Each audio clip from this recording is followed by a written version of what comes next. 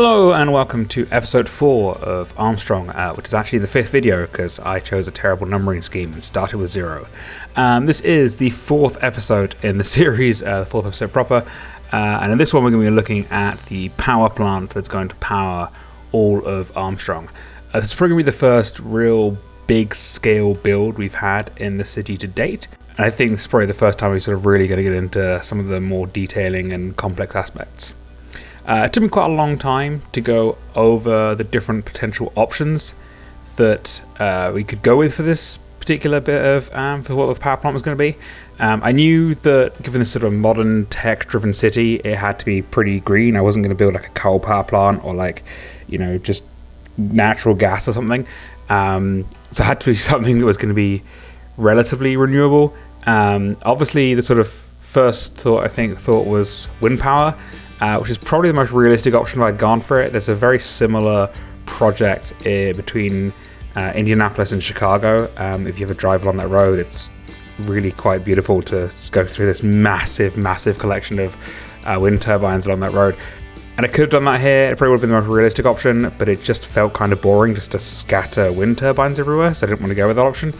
So then I sort of looked at potential solar options, both like solar power and solar updraft things, but none of that felt like it was a realistic option for Ohio.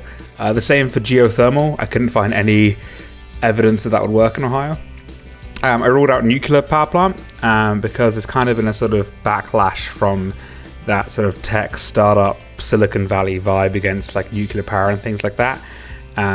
Fusion power I really wanted to do. I actually looked up a lot of other YouTube videos on fusion power and city skylines. I'm definitely going to get the name pronunciation wrong, but Yutho, Y-U-T-T-H-O, has a series where he built a fusion power plant in the city, and it's gorgeous and it's wonderful, and you should look at it.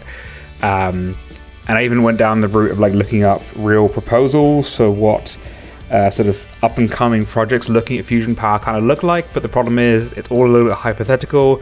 And unless you just build a big building and say, honestly, there's a fusion power plant in there, it all looks a bit sci-fi, and I didn't want to go down that route. So biomass is what I settled on. We'll go exactly into how biomass works in this video, but the sort of basic principle is that the forestry industry support a sustainable forest, and that sustainable forest sucks out carbon dioxide from the air.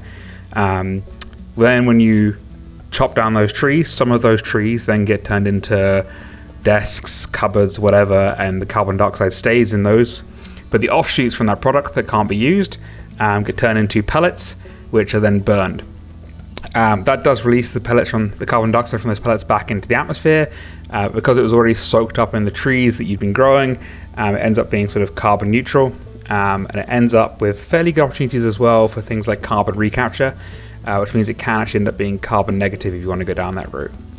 I will say that I spent like ages reading sites proposing and in favor of biomass, so I might be overlooking some of the negatives, but that's sort of the general principle behind it. So I spent quite a while deciding on inspiration for this. I've actually settled on Drax Power Plant. The astute amongst you may notice that this is not in the Midwest. We are in fact in Northern England, so why Drax Power Plant?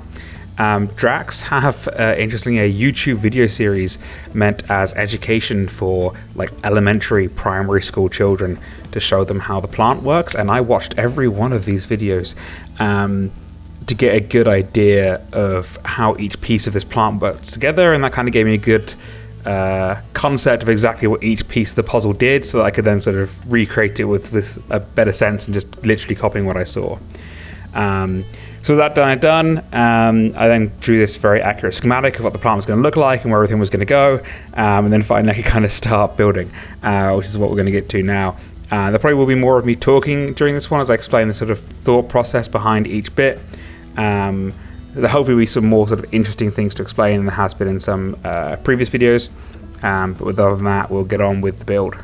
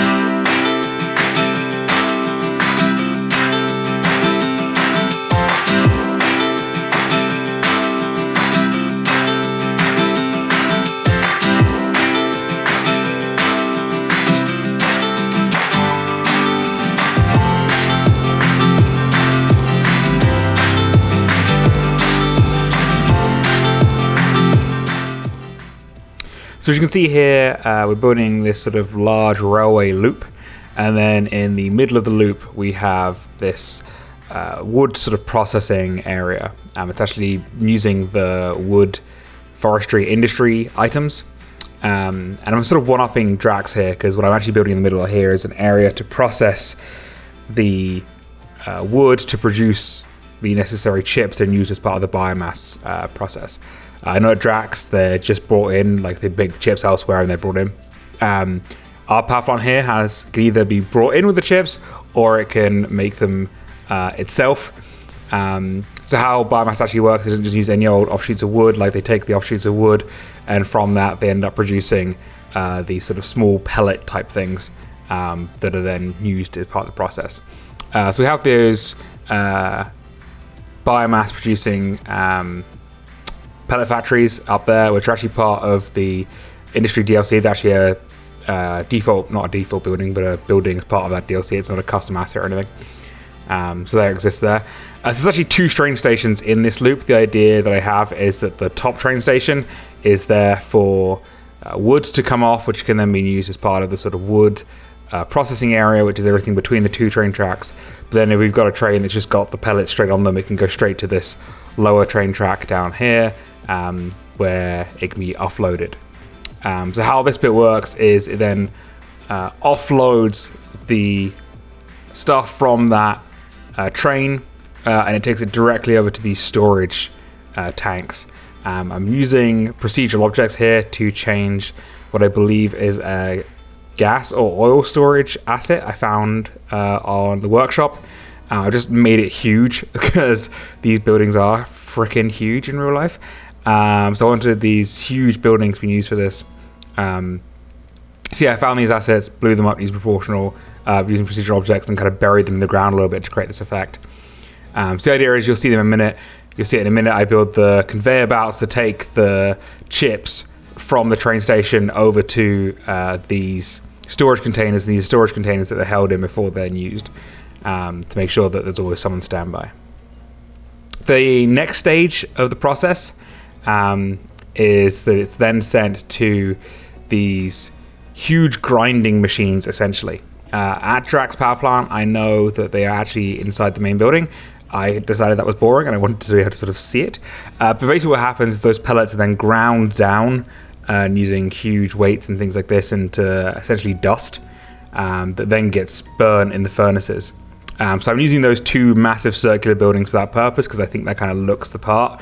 And you'll see I sort of build up a whole system to connect these later on. But this is actually the main furnace section now at the power plants. This is where the furnaces are going to be. So this is that actually produces all the power. And they take in the dust-like things that come out of the grinders. And from there, that stuff is then lit on fire, ignited, which produces heat, which then boils water, which turns into steam, which then turns turbines, which is what produces the power.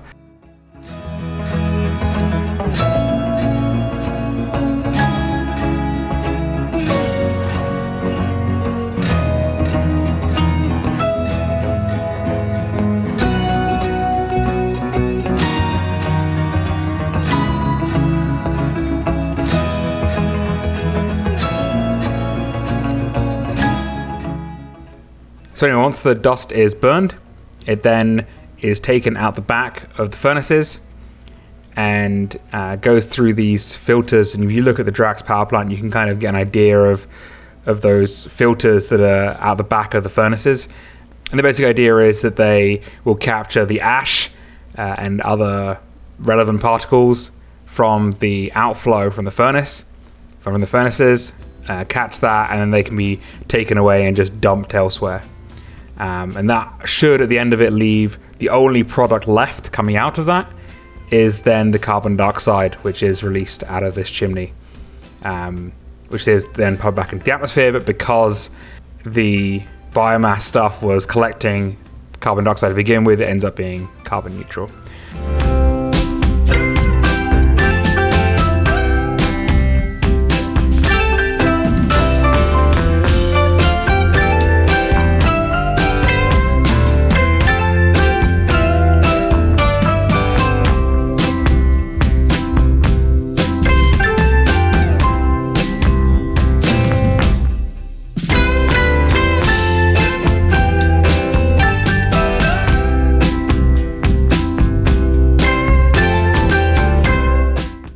So you can see here I'm building the conveyor belt system. This conveyor belt system to transport this stuff, given it's just for show, like this stuff isn't functional anyway, was incredibly hard to build. Like it took forever, and you'll see me do a couple of jump cuts here because I think particularly getting it from the storage tanks to the grinding machines took forever to get it to look right and get it lined up properly. It took so long. So you'll see I did kind of sort of jump cuts with that to speed it up a little bit. But yeah, the idea is obviously it gets taken up from the trains, taken out these conveyor belts, and then it gets distributed into these 4 storage containers.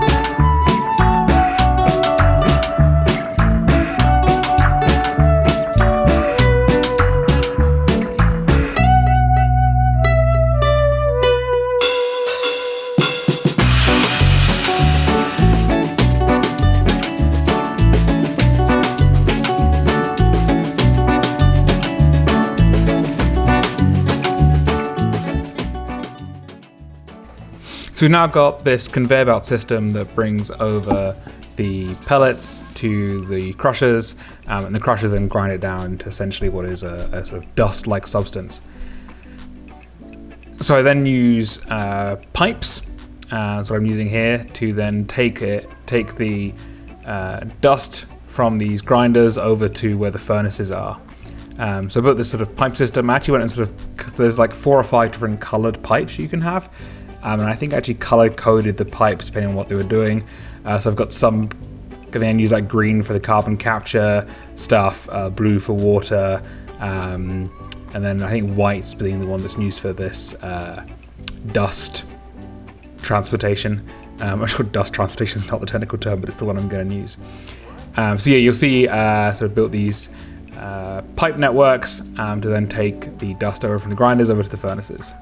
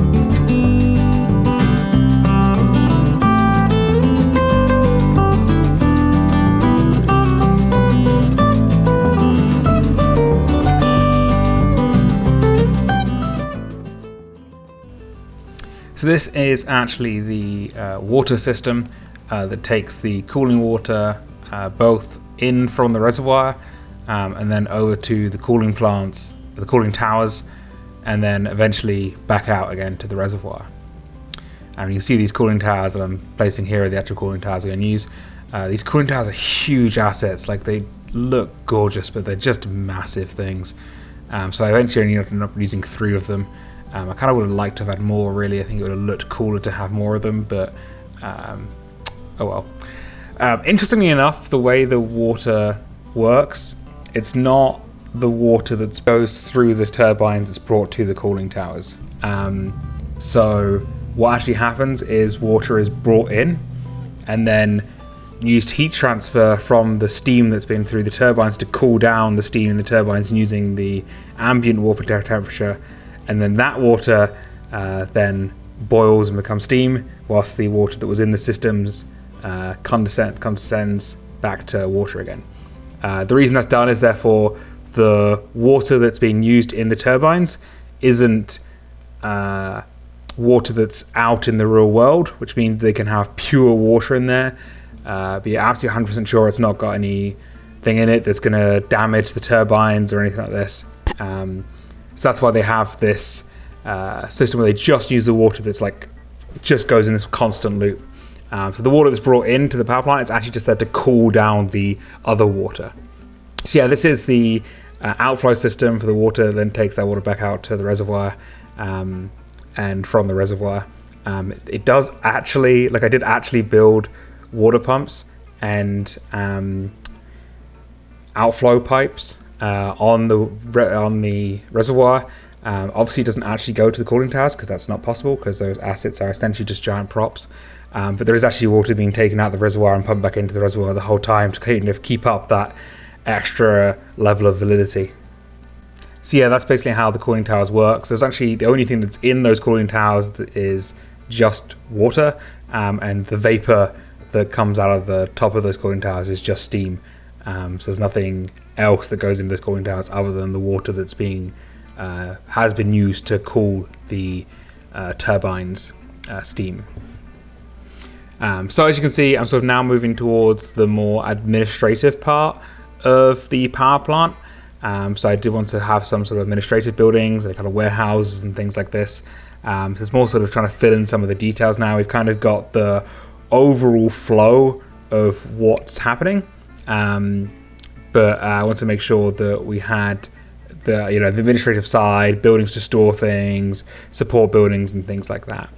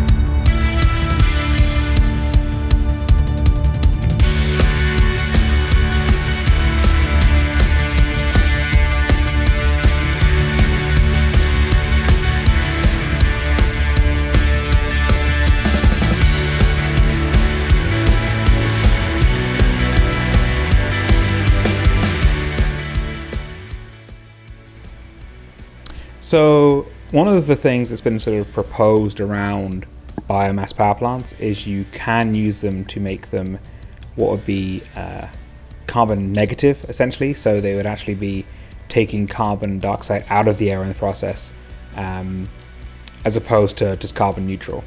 And there are a few possible ideas for how we might be able to do that in the future. The sort of technology is not fully there yet, and certainly not on this kind of scale or feasibility we'd want it. But there are a few different ideas of how that could happen. And I kind of like the idea that because this is meant to be the sort of tech-driven city, that this power plant wouldn't necessarily be doing that in a way that we're actually now successfully doing this, but would sort of be doing it in a smaller scale as a sort of proof of concept of like, here's something that could be the technology of the future kind of thing. And I actually looked into a few ways that they're proposing you should be able to do this with biomass power plants. And so I sort of trialed two of them with three different little features here. One of them is that you can basically get algae to feed off that carbon dioxide and produce more oxygen. So that's basically what I've got here is these little algae tanks. I think these are for like a Mars pack or something, but I kind of love them and I think they look awesome. They give this really sort of weirdly futuristic edge to the whole power plant. So I built a few of those here. So the idea is, the algae would then be pumped in with the carbon dioxide, which would then be eaten by the algae, producing oxygen, and therefore the whole process continues, and therefore the carbon dioxide has been taken out of the air. One of the other potential solutions is that you can essentially bury the carbon dioxide, which isn't a perfect solution, but the idea is if there are underground cave systems or anything like that, we can actually pump the carbon dioxide underground and get it out the way. There's not really actually kind of looked whether or not this was a feasible idea in Ohio, and the best I could figure out is probably not. The best we could hope for would be like using old abandoned mines in like southeast Ohio and things. But poetic liberties and all that. So this is the idea is here is we've got these pipes and pumps that are essentially going to drill down and bury the carbon dioxide in low volumes as part of the attempt to ensure that the carbon dioxide is not just going straight back into the atmosphere again.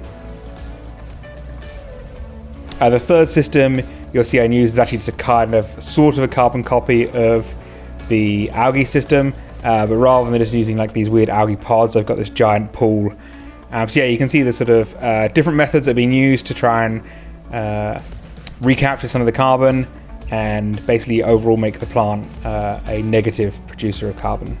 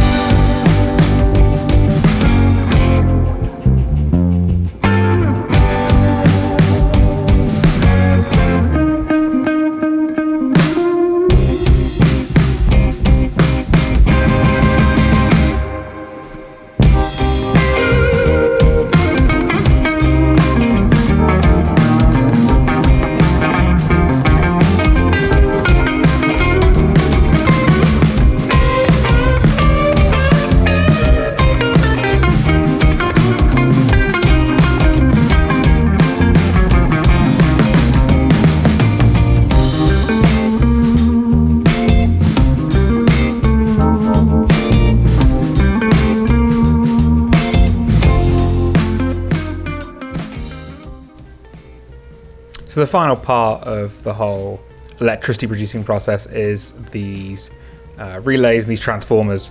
So these are actual giant transformers. I kind of built these. I did have to use a different asset which I had recorded, but then I replaced the asset and replaced it off screen.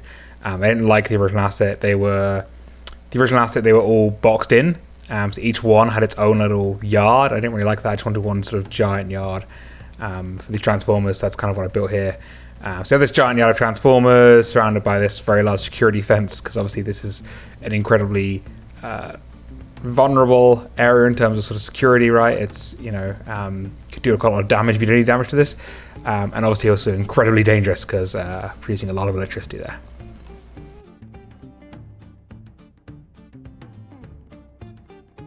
So at this point we pretty much have built about 80% of the actual power plant itself. And I really did kind of just start getting into the detailing and prettifying mode from here. A lot of it's just sort of trying to tidy things up, build the fences and things like this. There's one little last section that genuinely gets built, which is a sort of odd museum-y, touristy trap kind of bit. But for the rest of it is more just sort of detailing at this point and trying to give it a good look, I guess, and make it look a bit more polished.